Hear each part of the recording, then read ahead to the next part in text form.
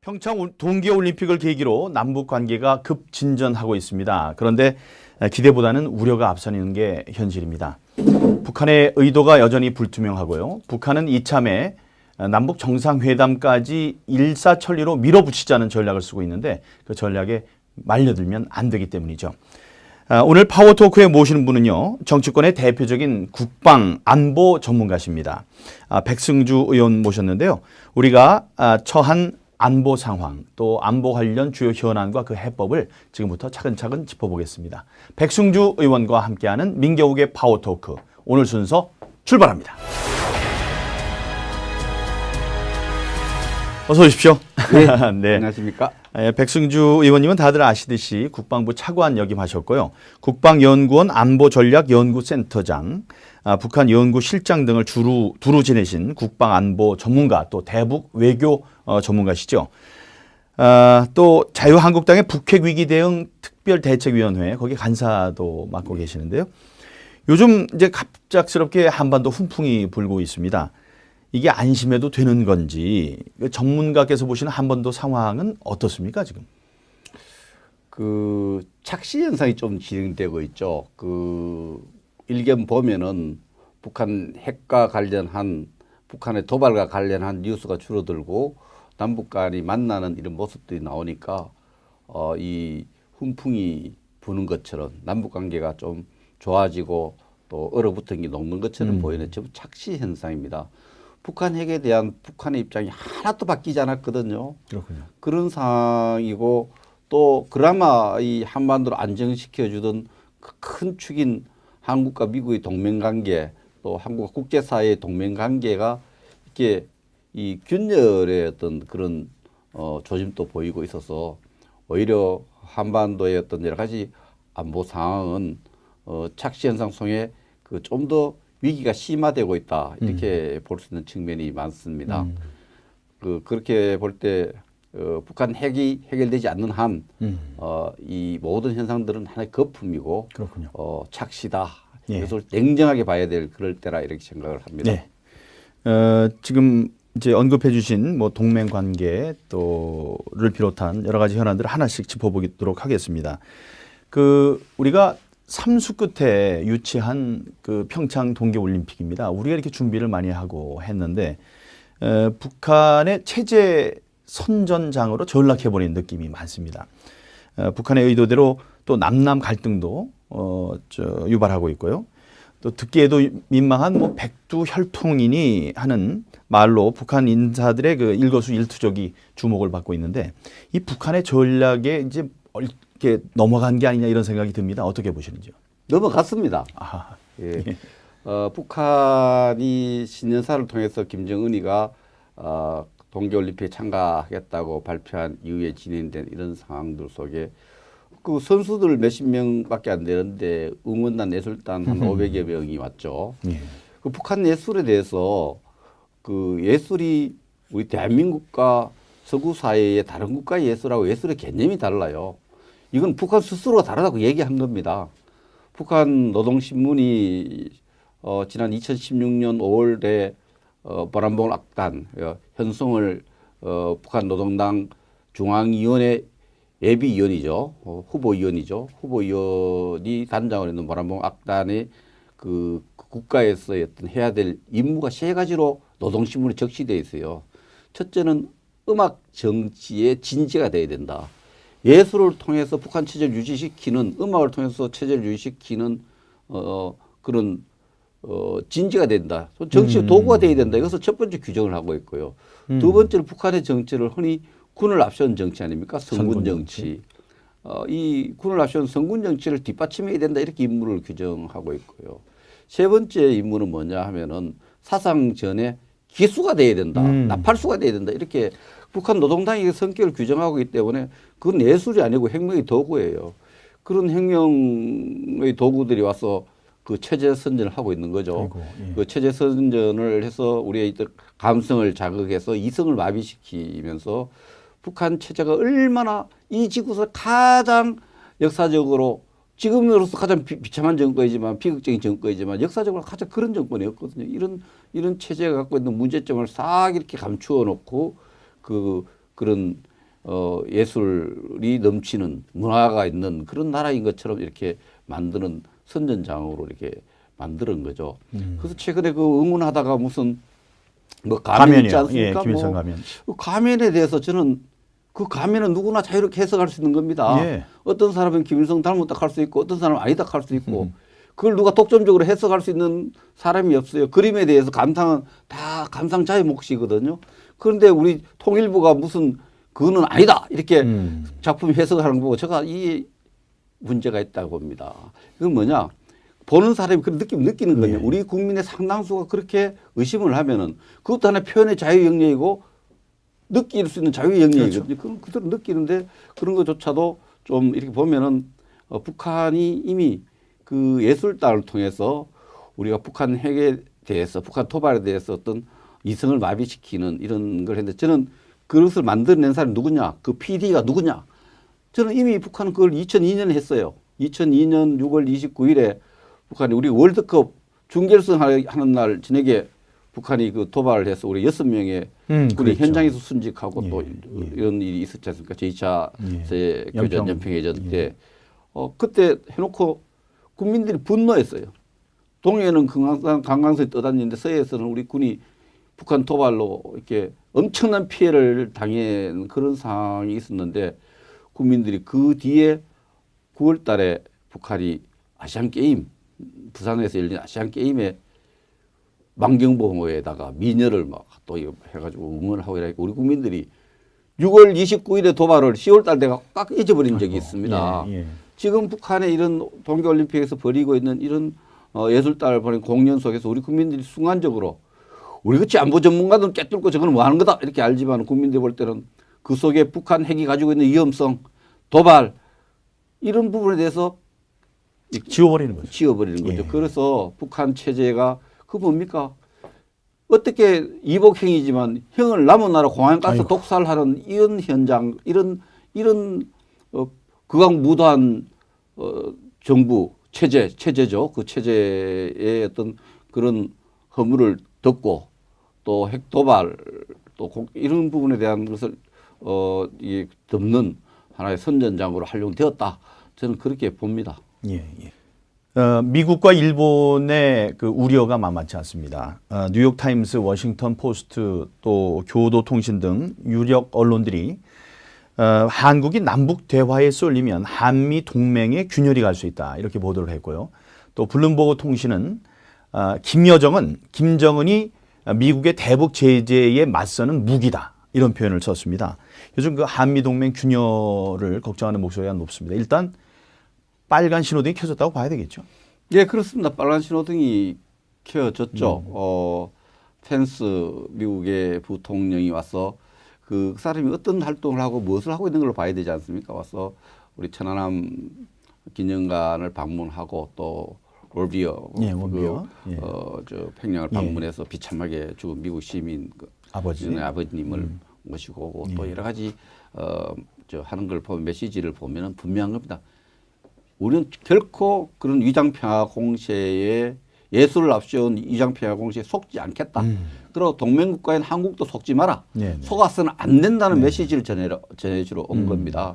그런 측면에서 이 메시지에 대해서 우리 정부가 어떻게 대응하느냐 이런 부분들이 있는데 이것이 엇받지 않을 경우에는 좀 어려움을 겪겠죠. 또 예. 특히 일본 아베 총리도 와서 우리 아베 수상이 와서 또 그런 얘기를 했죠. 한미 군사훈련에 대한 얘기를 하니까 그 주권사항이다 이렇게 얘기를 했는데 어쨌든 그런 메시지를 보면은 우리 정부가 지금 취하고 있는 스탠스에 대해서 입장에 대해서 엇박자가 좀 있다는 것을 확인한 것으로 볼 수 있고 더욱 중요한 것은 빅터 차 대사 애정자가 낙마했는데 보통 낙마하면 뭐 이렇게 조용히 낙마하잖아요. 그래서 뭐 개인적인 이유도 있고 하니까 쭉 이렇게 낙마 사실, 낙마 이유에 대해서 밝히지 않는데 이번에는 어떻게 됐든 간에 그 코피 전략이라 그럽니까? 그 미국의 군사 옵션에 대해서 빅터차가 다른 견해를 갖고 있었기 때문에 낙마했다고 그냥 공공연하게 이렇게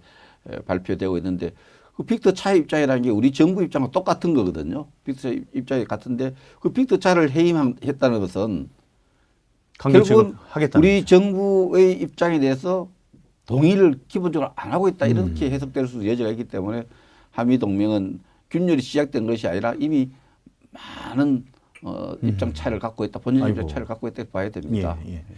이제 펜스 부통령 이제 말씀해 주셨는데 이게 오토 원비어 부친과 동행을 했고, 다음에 천안함도 방문했고, 다음에 또 탈북자들을 만났어요. 이런 만나는 와중에 저 개막식 전에 있었던 리셉션 행사에 늦게 왔고 또 5분 만에 떠났다. 이게 큰 외교적 결례다. 뭐 이렇게 대대적으로 보도가 됐고요. 거기에 대한 뭐 비난 댓글들도 많이 달리고 그랬는데 의원님이 보실 때는 누가 잘못한 겁니까? 프로토콜 상으로 이제 봐야 되겠죠. 그 자세한 것은 이제 우리 정부가 초청을 했고 그날 펜스가 다른 미국 선수단을 격려해 주는 파티가 있었는데 선장이 어느 것이었느냐 이걸 따져봐야 되는데 그림상으로는 우리가 주최한 행사에 펜스 부통령이 좀 더 충분하게 배려하지 않았다는 이런 부분들에 대해서는 우리 정부가 서운해할 수 있고 서운한 감정을 이렇게 설명을 한 부분도 있고요. 그러나 이것은 여러 가지 이유가 있겠지만 이것도 미국의 대통령이라든지 부통령이라든지 그 상원의원회 이런 분들은 철저하게 메시지가 있습니다. 그래서 왜 그렇게 했겠느냐 메시지에 대해서 분명한 것은 핵을 가진 북한과 동석하기 싫고 악수하기 싫다는 이런 메시지를 만들고 싶어 했는 것이 아니냐 이런 생각을 할 수 있고요. 그 메시지를 제대로 읽어야 됩니다. 아직은 미국은 북한의 그 핵에 대한 분명한 정책의 변화가 없는 한 북한과 악수하거나 서로 대화하고 싶지 않다. 그걸 권하지 마라. 예. 때가 아니다. 예. 이런 메시지를 전달하는 것으로 그날 일정 관리를 했지 않나 저는 그렇게 해석하고 싶습니다. 아까 코피 전략 말씀하셨습니다. 이제 코피 전략하면 우리가 여러 가지 생각이 듭니다. 어렸을 때 싸우면 코피 나면 울고 지는 거 아닙니까? 그런 생각도 들고 다른데 많이 때리는 것보다도 그런 생각 한다면 코만 정확하게 팡 때려서 코피 나게 하면은 이제 지는 거고 뭐 치명상도 아니고요. 그런 여러 가지 이제 함의가 있다고 생각을 하는데 우리 국방부 차관을 하셨던 입장에서 미국이 북한에 대해서 그렇게 예방적인 외과적 그 타격, 뭐 핵시설이라든가 이런 것을 실제로 타격할 가능성은 얼마나 높다고 보십니까? 있습니다. 예. 있고요. 코피가 나면 어릴 때 싸우다 보면 제일 중요한 게 코피가 난 쪽은 네. 사기가 죽습니다. 예. 계속 싸울 의지가 좀 죽고 코피를 낸 쪽에서는 막 승기를 잡았다 이런 맞습니다. 분위기가 있죠. 그래서 그런 측면에서 미국이 역사적 경험이 많은 그런 역사의 사례를 많이 갖고 있는데 제가 1986년으로 기억합니다만 리비아의 가다피가 그 녹색혁명을 내세워가지고 중동 국가가 올려갖고 미국에 대해서 굉장히 어게인스트 도전하고 있었는데 계속 테러도 하고 미국을 괴롭혔죠. 미국이 그 당시에 레이건 대통령 시절인데 그 가다피 코피를 냈죠. 가다피가 주구하고 있는 시설에 대해서 공격을 했습니다. 공격을 해서 아슬아슬하게 가다피가 살았습니다. 아이고. 그래서 가다피가 기대하기로는 만약에 너들이 미국이 공격하면은 전 중동 국가와 힘을 합해서 성전, 지하들을 미국과 대항하는 전쟁을 하겠다 했는데 가다피 코피 나고 난 뒤에는 딱 엎드렸습니다. 그러니까 피해 다니다가 뭐 리비아 내전 속에서 결국 미국의 그 드론 공격에 의해서 죽음을 맞이하게 되는데 그때 가다피를 코피를 내니까 가다피가 응전하겠다는 의지가 소멸되어 버렸거든요. 그럼 미국은 아마 그런 경험들도 고려를 했을 거고 진행자께서 그러면 미국의 대통령이 되면은 전쟁 수권 법안에 따라서 미국이 갖고 있는 국내법에 따라서 적어도 3달 동안은 의회의 통제를 받지 않고 군사력을 사용해서 대외 정책을 수행할 수 있다. 이 대외 정책은 전쟁도 포함됩니다. 그런 측면에서 미국 대통령이 그런 권한을 행사하는 데 있어서 걸림이 없습니다. 그래서 그런 경우에 미국이 대외 정책을 할 때 그런 영국 대처 수상과 레이건이 갈등을 겪은 일이 있는데 대처가 그렇게 항의를 해도 그레나다를 공격할 때 대처가 그 공격 사실을 알고 공격 결심을 할 때 레이건 해고로 막 항의를 거칠게 합니다. 그 그레나다는 영국 연방 국가인데 미국이 영국의 동의 없이 왜 공격하냐 해서 레이건은 전혀 동의하지 몇 시간 후에 그레나다를 공격해서 정치적 외교적 목적을 달성을 합니다. 그래서 대처도 못 말렸지 않습니까? 대처가 크게 강한 철의 여인 대처도 레이건의 결심을 못 막았습니다. 그럼 미국의 지금 대통령이 어떤 결심을 할 때 막을 수 있는 사람들이 없습니다. 그런 측면에서 그런 결심을 하기 바라는 건 아니지만 미국 대통령은 그러한 국내법적 권한을 군사력을 사용해서 국내법적 권한을 갖고 있는 거죠. 그런 측면에서 보면은 미국 그런 옵션을 사용할 수 있는 가능성은 항상 열려 있다. 이런 전자에 우리가 대외 정책, 대미 정책을 다뤄야 됩니다. 네. 그런 건 이제 섣불리 결정할 수 있는 것은 아니겠죠. 그렇습니다. 그다음에 우리의 입장에서는 뭐 북한이 그냥 코피 올리고 마는 게 아니고 코피 쓱 닦고 가지고 한국 공격하고 뭐 꼭 그런 일이 벌어질 것 같다는 생각이 들어서 여러 가지 이제 옵션 또 예상되는 결과 코피를 낼 때는 상대가 더 이상 전의를 갖지 못하도록 전의를 가질 수 없는 양의 코피를 나도록 해야죠. 어떻게 하면 됩니까? 코피를 많이 흘리는 다량의 코피가 필요한 전략이 되겠군요. 저 남북 정상회담 얘기를 좀 해봤으면 좋겠습니다. 김여정이 청와대 방문하면서 그 남북 정상회담 카드를 꺼내 들었는데 그 미사일 뭐 위기로 한반도 위기를 미사일 도발로 한반도 위기를 한껏 고조시키다가 느닷없이 또 카드를 빼들었는데요. 그 북한의 진짜 속내는 뭐라고 보십니까? 진짜 속내는 국제적으로 고립이 심화되고 있고 더 촘촘한 고집이 다가오니까 북한으로서 견디기 힘든 그런 상황으로 들어가고 있는 것 같아요. 그래서 서울을 통해서 우리 대한민국을 통해서 그런 고립을 탈출하려는 이런 하나의 그런 고려 속에서 제안을 했다고 생각하는데 이거는요. 지금 고민하고 있다 하는데 저는 고민해서 될 일이 아닙니다. 외교라는 건 하나의 관례가 있습니다. 프로토콜이 있습니다. 우리가 인구가 적습니까? 국력이 적습니까? 세계 위치가 합니까? 이미 김대중 대통령이 평양을 방문했고 노무현 대통령이 평양을 방문했으면 순서가 어떻게 됩니까? 한 번 와야죠. 당연히 정상회담은 서울을 자기들 찾아와야죠. 나이도 어린 사람이. 맞습니다.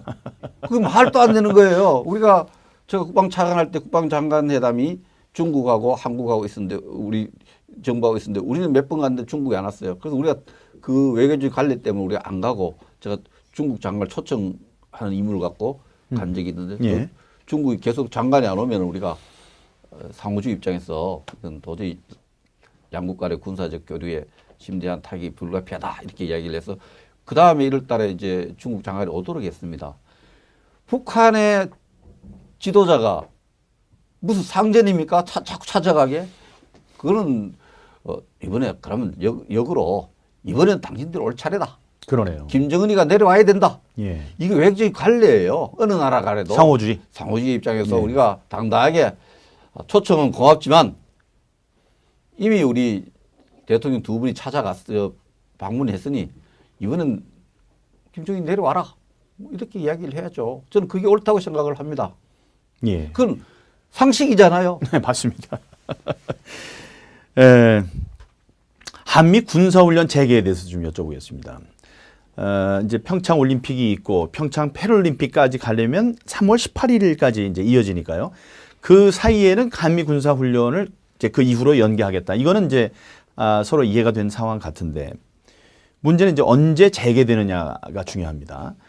이번 대정부 질문에서 정진석 의원이 총리한테 계속 질문을 했는데도 즉답을 안 하더라고요. 언제 하겠다 뭐 이런 얘기를 하질 않았는데 그런데 이제 북한과 이제 관계가 개선됐다 그러면서 평창 올림픽 이후에 북한이 그 더 연기해라. 아니면 규모를 좀 줄여라. 아니면 그만둬라.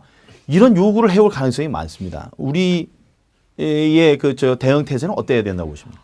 군사훈련 제가 대정부 질문 정진석 의원님이 질문하기 전에 국방위원회에서 물어봤어요. 한미 군사훈련 재개하는 게 비밀입니까? 비밀이 아니래. 비밀이 아닌데 왜 발표합니까?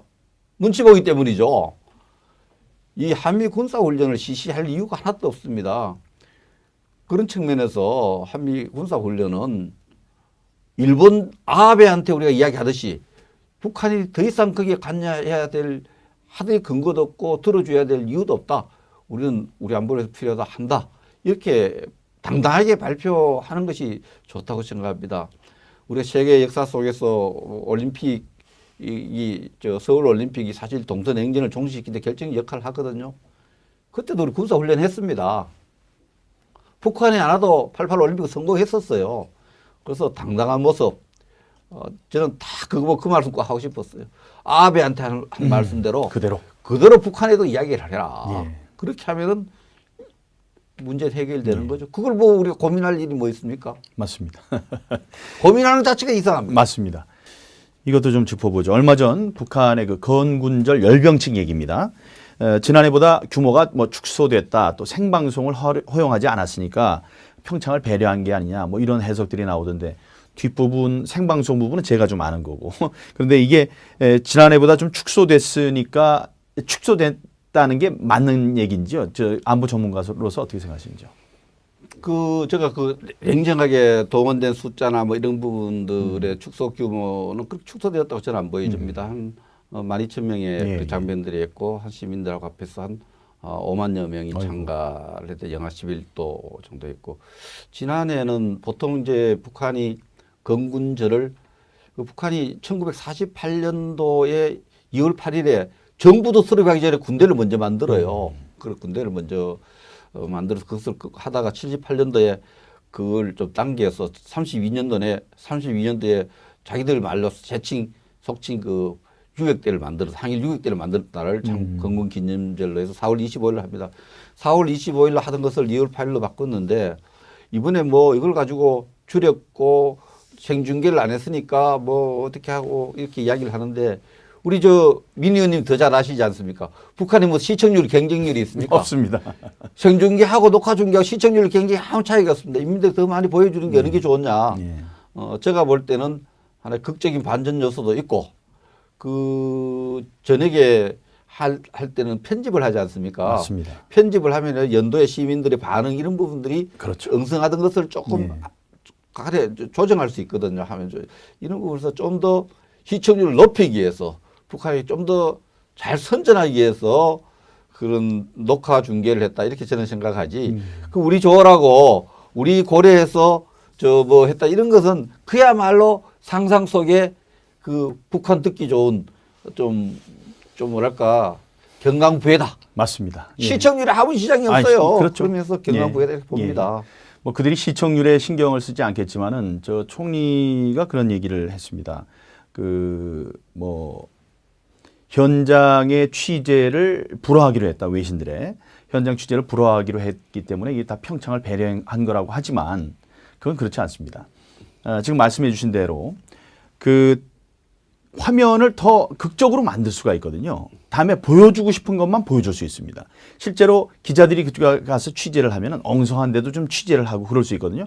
그런데 그게 아닌 자기네들 눈으로 봐서 자기네들 체제 선전하기에 딱 좋은 것만 골라서 편집을 해서 이제 나눠주는 거죠. 나눠준다고 그걸 받지 않을까요? 다 받습니다. 지금 모든 시선이 이 평창 올림픽 한반도에 쏠려 있기 때문에 외신 기자들이 그걸 안 받을 리가 없죠. 열병식 우리가 이제 휴전 협정이니까 이제 기술적으로는 아직도 전쟁 중에 있는 우리나라인데 이제 핵을 갖춰서 대한민국과의 체제 전쟁에서 자기네들이 이겼다. 군사적으로도 이겼다. 이거를 선언하는 그런 열병식이 아니었나. 이제 자기네들은 분명히 그렇게 생각할 것 같다. 그런 생각이 들었습니다. 그래서 참지연 악단도 보내고요. 다음에 평창에 인공기가 펄럭이게 하고 이런 모든 게 그들의 해석은 그렇게 하지 않을까 그런 생각을 저는 했습니다. 그래서 이제 국민들이 다 알아요. 우리 정부도 다 안다 그래요. 북한이 우리 올림픽 축하해주고 올림픽 성공시키기 위해서 온 거 아니잖아요. 그래서 누구나 삼척동자라도 아는 거죠. 아는 내용이기 때문에 그렇다면 이제 북한은 이런 이용 목적을 갖고 올림픽을 악용하기 위해서 왔는데 우리 정부가 북한의 이런 의도를 알고 북한을 좀 다루어야 된다. 그리고 제가 제일 안타까운 것은 우리 자유한국당이 문제를 제기하잖아요. 이런 문제가 있고 이런 문제가 제기하면은 이것은야말로 대북 정책의 지렛대가 돼야 됩니다. 우리 사회에 갖고 있는 북한 체제의 다른 장점이 뭡니까? 자유민주주의, 다원주의 체제입니다. 북한에 이렇게 가면을 보고 북한은 이게 아니다 하면 전부 아닌 걸로 해석하지만 우리 체제는 마음대로 해석할 수 있는 체제예요. 정당별로. 이것을 우리가 무슨 주장만 하고 반론만 제기하고 이거 이런 의심이 된다 하면은 색깔론으로 해서 뭉개버리려고 하지 말고 북한 사람에게 당당히 해야 된다. 우리 체제는 자유민주주의 체제이기 때문에 그 사람이 각자의 목소리를 내고 단체마다 목소리를 내기 때문에 그 무슨 뜻을 했는지 뭐 가면을 이렇게 하니까 우리 체제 일부에서는 이런 의심을 하고 이것에 대해서 우리 사회를 갈등을 시키고 분열을 시키니까 이런 건 좀 유지해달라. 네. 우리를 문제를 제기하는 것을 우리 체제의 장점으로 알고 자산으로 활용해서 북한을 다뤄야 됩니다. 예. 그렇지 않습니까? 맞습니다. 네.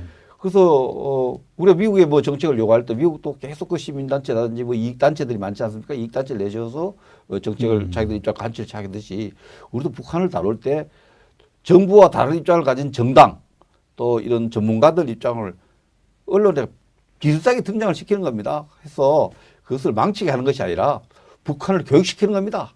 체제가 너들 뜻대로 우리 체제가 그렇게 움직인 체제가 아니고 우리는 이렇게 다원주의적인 의회민주주의를 하는 나라다. 이것을 보여줘야 됩니다. 그쪽은 지도자 하나 결심하면 다 가지 않습니까? 다른 입장 내놓으면 색깔로 뭉개버리려는 이런 게 대단히 우리 체제를 약하게 만들고 허약하게 만들고 장점을 못 살리는 이런 정보다 이렇게 봅니다. 예. 며칠 전에 방송에 나와서 멋진 얘기해 주시던데 돈 세탁이 아니고 뭘 세탁하러 이 사람들이 왔다고 표현하시는데 한번. 왜 왔느냐 네. 한마디로 딱 줄여서 이야기하면은 체제 이미지가 너무 나쁘니까 체제 이미지 세탁하러 왔는 것 같다. 네, 이렇게 이야기했습니다. 평창 올림픽 그 경기장이 빨래터가 됐군요. 그들의. 예, 오늘 민경욱의 파워토크 마칠 시간이 다 됐습니다. 한미 관계와 북핵 문제 또 대북 정책 등 중요한 안보 현안들을 하나씩 짚어봤습니다. 주옥 같은 말씀 또 한반도의 운명을 좌우할 골든 타임에 접어들었다는 그런 귀중한 엄중함을 또 깨닫게 됩니다. 오늘 시간 내주신 백승주 의원님 감사합니다. 예, 민현님 초청해 감사합니다. 한미 동맹의 균열이 갈 수 있다 이렇게 보도를 했고요. 또 블룸버그 통신은 김여정은 김정은이 미국의 대북 제재에 맞서는 무기다 이런 표현을 썼습니다. 요즘 그 한미 동맹 균열을 걱정하는 목소리가 높습니다. 일단 빨간 신호등이 켜졌다고 봐야 되겠죠. 예, 그렇습니다. 빨간 신호등이 켜졌죠.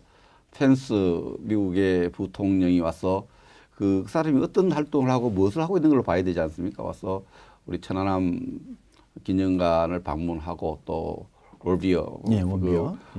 저 평양을 방문해서 비참하게 죽은 미국 시민 아버님을 모시고 오고 또 여러 가지 저 하는 걸 보면 메시지를 보면은 분명한 겁니다. 우리는 결코 그런 위장평화 공세에 예술을 앞세운 위장평화 공세에 속지 않겠다.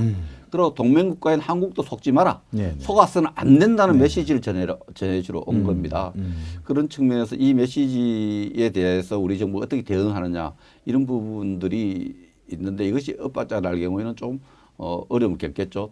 특히 일본 아베 총리도 와서 우리 아베 수상이 와서 또 그런 얘기를 했죠. 한미 군사훈련에 대한 얘기를 하니까 그 주권사항이다 이렇게 얘기를 했는데 어쨌든 그런 메시지를 보면은 우리 정부가 지금 취하고 있는 스탠스에 대해서 입장에 대해서 엇박자가 좀 있다는 것을 확인한 것으로 볼 수 있고 더욱 중요한 것은 빅터 차 대사 예정자가 낙마했는데 보통 낙마하면 뭐 이렇게 조용히 낙마하잖아요. 그래서 뭐 개인적인 이유도 있고 하니까 쭉 이렇게 낙마 사실, 낙마 이유에 대해서 밝히지 않는데 이번에는 어떻게 됐든 간에 그 코피 전략이라고 그럽니까? 그 미국의 군사 옵션에 대해서 평창 동계올림픽을 계기로 남북 관계가 급진전하고 있습니다. 그런데 기대보다는 우려가 앞서는 게 현실입니다.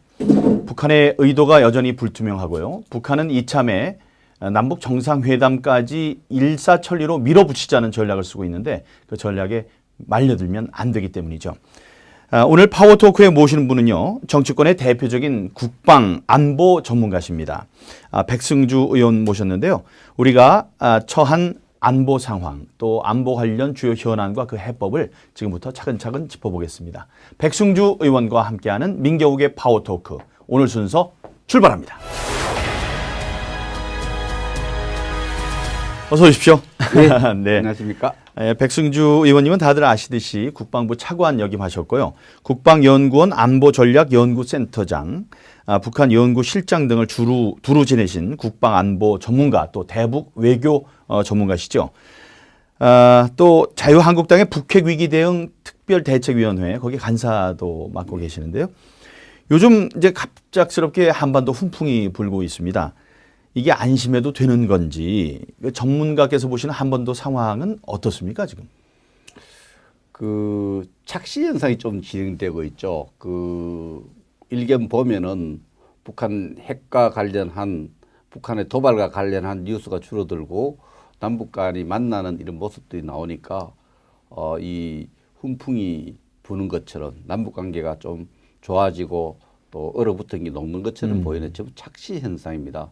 북한 핵에 대한 북한의 입장이 하나도 바뀌지 않았거든요. 그렇군요. 그런 상황이고 또 그나마 이 한반도를 안정시켜주던 큰 축인 한국과 미국의 동맹관계 또 한국과 국제사회의 동맹관계가 그 예술단을 통해서 우리가 북한 핵에 대해서 북한 토발에 대해서 어떤 이성을 마비시키는 이런 걸 했는데 저는 그것을 만들어낸 사람이 누구냐 그 PD가 누구냐 저는 이미 북한은 그걸 2002년에 했어요. 2002년 6월 29일에 북한이 우리 월드컵 준결승 하는 날 저녁에 북한이 그 도발을 해서 우리 6명의 우리 그렇죠. 현장에서 순직하고 또 예. 이런 일이 있었지 않습니까? 제2차 세 교전 연평해전 때. 예. 그때 해놓고 국민들이 분노했어요. 동해는 관광선이 떠다니는데 서해에서는 우리 군이 북한 도발로 이렇게 엄청난 피해를 당한 그런 상황이 있었는데 국민들이 그 뒤에 9월 달에 북한이 아시안 게임 부산에서 열린 아시안 게임에 만경보호에다가 미녀를 막 또 해가지고 응원을 하고 이러니까 우리 국민들이 6월 29일에 도발을 10월 달 내가 꽉 잊어버린 적이 있습니다. 예. 지금 북한의 이런 동계올림픽에서 벌이고 있는 이런 예술단을 벌인 공연 속에서 우리 국민들이 순간적으로 우리 같이 안보 전문가들은 꿰뚫고 저거는 뭐 하는 거다 이렇게 알지만 국민들이 볼 때는 그 속에 북한 핵이 가지고 있는 위험성, 도발 이런 부분에 대해서 지워버리는 거죠. 지워버리는 거죠. 예. 그래서 북한 체제가 그 뭡니까? 어떻게 이복행이지만 형을 남은 나라 공안가스 아이고. 독살하는 이런 현장, 이런 극악무도한 정부 체제죠. 그 체제의 어떤 그런 허물을 덮고 또 핵 도발 또 이런 부분에 대한 것을 이 덮는 하나의 선전장으로 활용되었다. 저는 그렇게 봅니다. 예. 미국과 일본의 그 우려가 만만치 않습니다. 뉴욕 타임스, 워싱턴 포스트, 또 교도통신 등 유력 언론들이 한국이 남북 대화에 쏠림. 에서 어떤 해야 될 임무가 세 가지로 노동신문에 적시되어 있어요. 첫째는 음악 정치의 진지가 돼야 된다. 예술을 통해서 북한 체제를 유지시키는 음악을 통해서 체제를 유지시키는 그런 진지가 된다. 정치의 도구가 돼야 된다. 이것을 첫 번째 규정을 하고 있고요. 두 번째는 북한의 정치를 흔히 군을 앞세운 정치 아닙니까? 성군 정치. 이 군을 앞세운 성군 정치를 뒷받침해야 된다. 이렇게 임무를 규정하고 있고요. 세 번째 임무는 뭐냐 하면은 사상전의 기수가 돼야 된다. 나팔수가 돼야 된다. 이렇게 북한 노동당의 성격을 규정하고 있기 때문에 그건 예술이 아니고 혁명의 도구예요. 그런 혁명의 도구들이 와서 그 체제 선전을 하고 있는 거죠. 아이고, 예. 그 체제 선전을 해서 우리의 감성을 자극해서 이성을 마비시키면서 북한 체제가 얼마나 이 지구에서 가장 역사적으로 지금으로서 가장 비참한 정권이지만 비극적인 정권이지만 역사적으로 가장 그런 정권이었거든요. 이런 체제가 갖고 있는 문제점을 싹 이렇게 감추어 놓고 그런 예술이 넘치는 문화가 있는 그런 나라인 것처럼 이렇게 만드는 선전장으로 이렇게 만드는 거죠. 그래서 최근에 그 응원하다가 무슨 뭐 가면 있지 않습니까? 예, 김일성 가면. 그 가면에 대해서 저는 그 가면은 누구나 자유롭게 해석할 수 있는 겁니다. 예. 어떤 사람은 김일성 닮았다 할 수 있고 어떤 사람은 아니다 할 수 있고 그걸 누가 독점적으로 해석할 수 있는 사람이 없어요. 그림에 대해서 감상은 다 감상자의 몫이거든요. 그런데 우리 통일부가 무슨 그거는 아니다 이렇게 작품 해석하는 거 보고 제가 이 문제가 있다고 봅니다. 이건 뭐냐? 보는 사람이 그런 느낌 느끼는 거냐? 우리 국민의 상당수가 그렇게 의심을 하면은 그것도 하나의 표현의 자유 영역이고 느낄 수 있는 자유의 영역이거든요. 그런 그대로 느끼는데 그런 것조차도 좀 이렇게 보면은 북한이 이미 이렇게 이 균열의 어떤 그런 조짐도 보이고 있어서 오히려 한반도의 어떤 여러 가지 안보 상황은 착시 현상 속에 그 좀 더 위기가 심화되고 있다 이렇게 볼 수 있는 측면이 많습니다. 그렇게 볼 때 북한 핵이 해결되지 않는 한 이 모든 현상들은 하나의 거품이고 그렇군요. 착시다. 예. 그것을 냉정하게 봐야 될 그럴 때라 이렇게 생각을 합니다. 네. 지금 이제 언급해 주신 뭐 동맹 관계 또를 비롯한 여러 가지 현안들을 하나씩 짚어보도록 하겠습니다. 우리가 삼수 끝에 유치한 그 평창 동계 올림픽입니다. 우리가 이렇게 준비를 많이 하고 했는데 북한의 체제 선전장으로 전락해 버린 느낌이 많습니다. 북한의 의도대로 또 남남 갈등도 유발하고 있고요. 또 듣기에도 민망한 뭐 백두혈통이니 하는 말로 북한 인사들의 그 일거수일투족이 주목을 받고 있는데 이 북한의 전략에 이제 이렇게 넘어간 게 아니냐 이런 생각이 듭니다. 어떻게 보시는지요? 넘어갔습니다. 아하. 예. 북한이 신년사를 통해서 김정은이가 동계올림픽에 참가하겠다고 발표한 이후에 진행된 이런 상황들 속에 그 선수들 몇십 명밖에 안 되는데 응원단 예술단 한 500여 명이 왔죠. 예. 그 북한 예술에 대해서 그 예술이 우리 대한민국과 서구 사회의 다른 국가의 예술하고 예술의 개념이 달라요. 이건 북한 스스로가 다르다고 얘기한 겁니다. 북한 노동신문이 지난 2016년 5월에 보람봉 악단 현송을 북한 노동당 중앙위원회 예비위원이죠. 후보위원이죠. 후보위원이 단장을 했는 보람봉 악단의 그 국가